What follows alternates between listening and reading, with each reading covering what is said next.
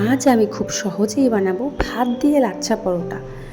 শোনেননি কখনো, কিন্তু ভাত দিয়ে লাচ্ছা পরোটা বানিয়েছি আমি। এটা 2 বাটি ভাত নিয়েছি ছোটো বাটির, আর নিয়েছি 2 বাটি ময়দা, আর পরিমাণ মতো লবণ দিয়ে এটাকে মিশিয়ে মিক্সচারে গ্রাইন্ড করে নিয়েছি। এরকম আঠা আঠা মতন হবে। এবার এটাকে আমি ভালো করে একটা ডো তৈরি করে নেব। ডোটা তৈরি করা হলে রিফাইন তেল লাগিয়ে আমি মিনিট 20-30 মতো ঢেকে রেখে দেবো। এরপর আমি নিয়েছি 2 চামচ বাটারটাকেও আমি আগুনে দিয়ে একটু গলিয়ে নেব। এরপর মিনিট 20-30 পর আমি এখানে দেখলাম ডোটা নরম হয়ে আছে। হাতে একটু রিফাইন তেল মাখিয়ে রেখে আবারও একটু মেখে নিলাম।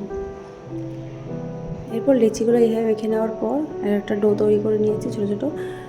এবার চাটুর মধ্যে একটু রিফাইন তেল লাগিয়ে এটাকে বেলে এরকম চাকু দিয়ে শেপ করে নিয়েছি। আপনাদের কাছে যদি পিৎজা কাটার থাকে সেটাতে করবেন, আরও ভালো হবে।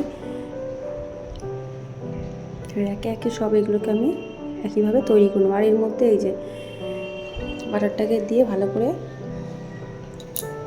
ওই গায়ে লাগিয়ে আমি এরকমভাবে করছি সেরকমভাবে করবেন।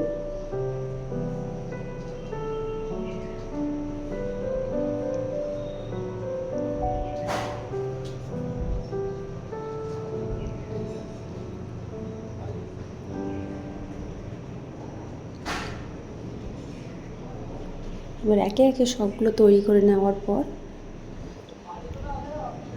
আমি এবার এগুলোকে হাত দিয়ে এরকম চেপে চেপে দেবো। আমি কিন্তু আর বেলনিতে বেলবো না, তাহলে এটা পুরো প্লেন হয়ে যাবে। হাত দিয়ে চেপে নেবো। আর আপনাদের এই লেচিগুলো যেন পাতলা পাতলা হয়, খুবই পাতলা হয়। আমারটা হালকা একটু মোটা হয়ে গিয়েছিল, কিন্তু খেতে সুস্বাদু হয়েছিল আর দেখতেও সুন্দর হয়েছিল। এই যে তো আমার 2 বাটি ভাতে ছোটো বাটি আর 2 বাটি ময়দায় আমার হয়েছিল 5টা পরোটা।